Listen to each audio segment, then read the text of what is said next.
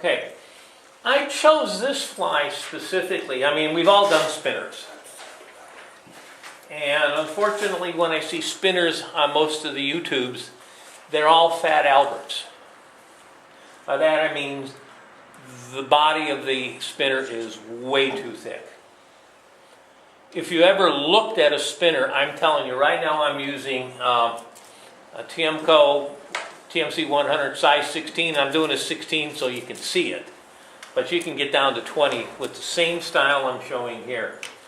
So it's going to be the TMCO 100 or any dry fly hook. Tail, Conch de Leon.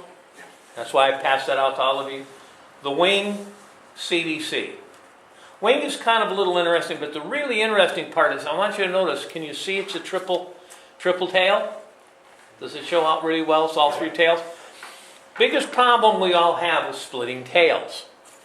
They tend to clump together because they're not physically separated. So you pull them apart and they're fine until you make one cast and they're one solid tail. So why did you put on three tails? You might as well put 12 or 15 to help it float better. But if you're trying to make it look nice, you can go with it. Now, secondly, in almost every video I've ever seen, everybody always talks about the tails being hook shank length. Have you ever seen a spinner with a short tail? The tails are really long, maybe 1.5 to 2 shank lengths, or body lengths. They're really long. This one is two shank lengths. That's how Dave from San Mateo, he ties his really long. Yeah, but most of the videos will show you 1 shank length, which I think is wrong. That's great if you're doing a standard dry fly, and even there they have their tails wrong, but that's besides the point. So what I wanted to really show was a cool way of doing the CDC wing, which is kind of interesting. It's a lot easier than it looks. So what I've got is the Conch de Leon, and I like the speckled one, which most tails are. There are very few solid. Okay, the body is nothing more than thread. This happens to be either a light. I'm using a light gray 8/0, or you can use a olive dun, which also is going to occupy. I even got in the box here someplace. I even did a rusty spinner, but rusty spinners have 2, not 3, so it depends upon 2 or 3. Anyway, it's a real interesting concept on how to get 3 tails out of the CDC. And let me go do that real quick here for you. It's a lot easier than I thought it was, especially once I started doing it. In fact, I saw this concept, if I'm not mistaken. I'm going to use the olive dun on this one. I think I saw this from Wayne Llewellyn. Yeah, I think he was doing it. Anyway, I'm going to start my thread at about the 2/3 point, make 5 or 6 turns of thread just to get it locked down. Okay? I'm going to come in and I'm going to take 3 Conch de Leon fibers.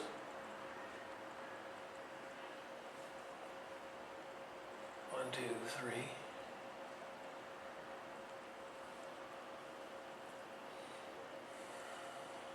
I got 4, I think.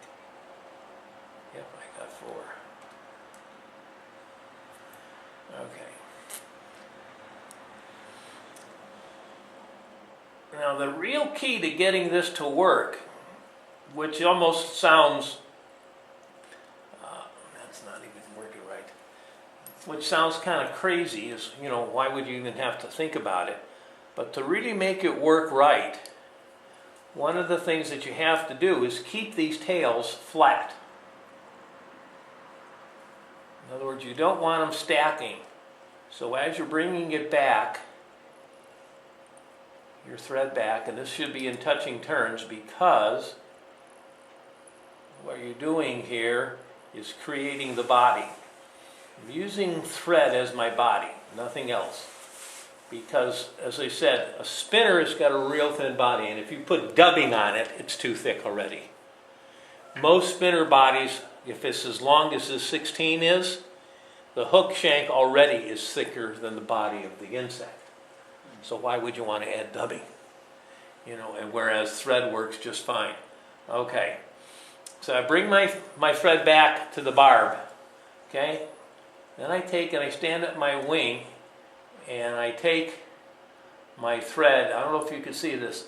Can you see the one fiber sticking out? That's the one furthest away. I'm going to take one turn around it and outside. All right, come down. Then I'm going to take the inside fiber, and I need to separate those guys. There's the inside fiber right there. Come on.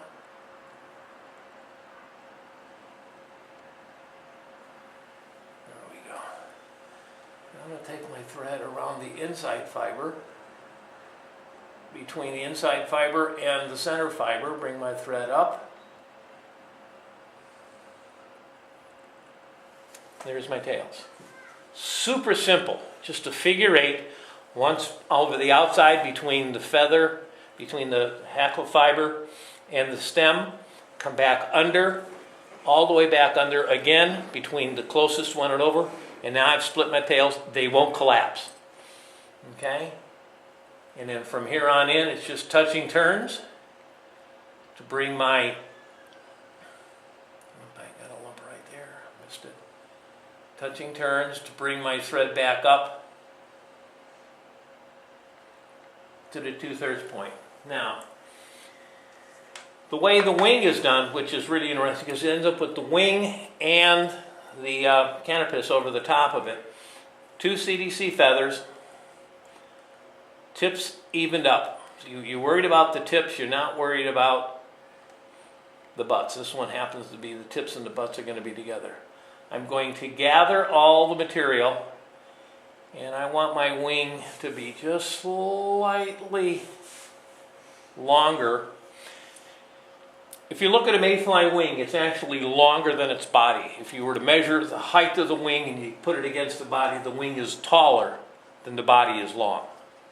Everybody is talking about their wing being the same length as the shank. Again, a lot of misnomers because they're taking a lot of dry fly concepts and adding them to a spinner, which is not the same insect. So you got to make some of those changes. So I'm looking at a wing that is slightly longer than a hook shank. I'm going to do a pinch wrap. Take a couple of turns. I'm going to lift the fibers that are up over the front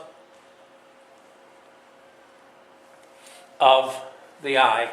Then I'm going to separate those 2 wing sections. They'll separate fairly easy because they're 2 separate wings.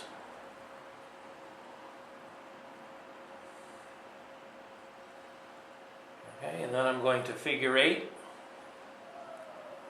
the 2 wing sections, let them standing up as a spinner wing, right? Bring my thread back up front. At this point, just a wisp of dubbing, and I'm using the olive. So just a wisp of dubbing for the thorax.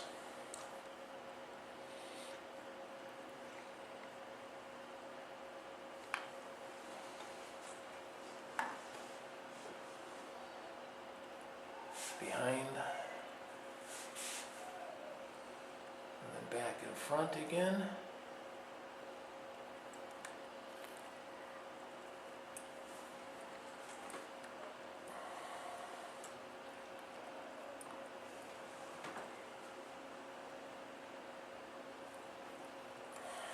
What's going to keep this as a spinner is the rest of the CDC, which I'm going to bring up between the 2 wings, right up to the eye.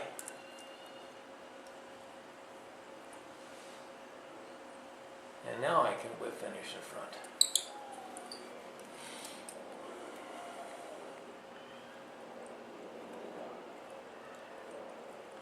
Now, as far as clipping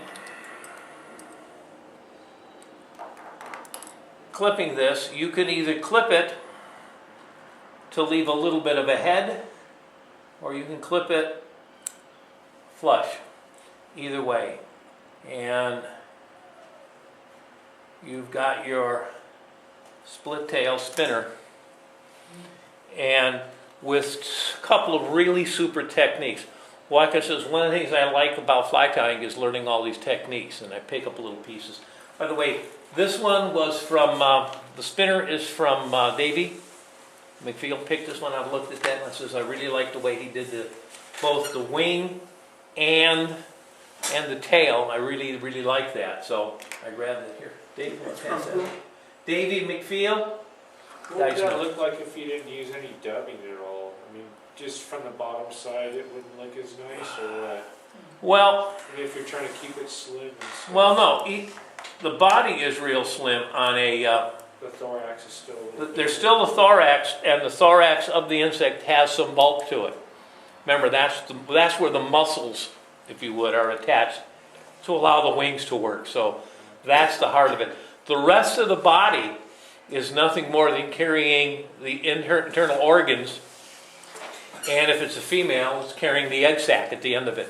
And a lot of the spinners, if you really were to look close at them, the body itself is pretty transparent. So would it have an egg sac on the back? If you wanted to, if it was a female, it would have an egg sac as a dun, but not as a spinner. Spinner has already dropped the eggs.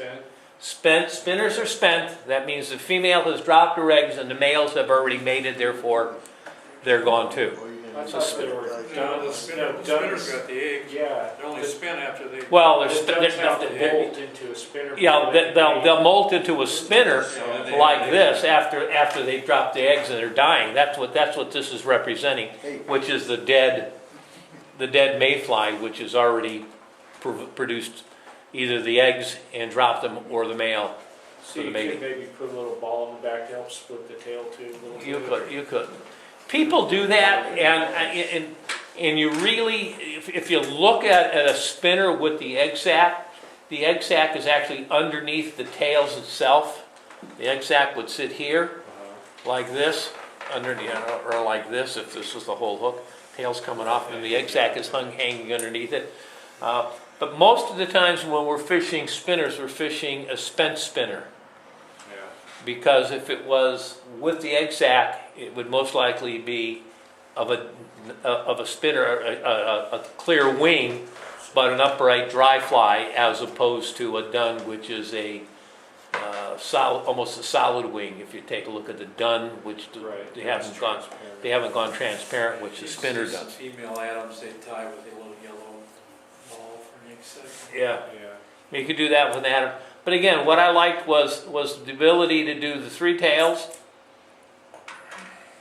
And you put a little float, or not really? Right? No, this is CDC. You don't. You ruin it if you do. You don't need any. In fact, I just watched one. Who was it? Dandy Rander out of Livingston. They got the shop there. She was doing it, and she was putting some.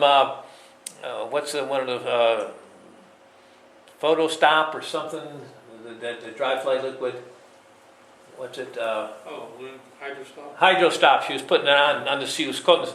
I'm going, you just ruined the CDC feather, girl. Yeah. You know that. You know, if you're going to put anything on a CDC feather, it's CDC oil, and you rub it in and blot it off. Right. Tiemco makes a silicone for CDC. But trout hunters sell CDC oil, so buy CDC oil if you're going to, if you're going to use CDC, and if you're going to use CDC.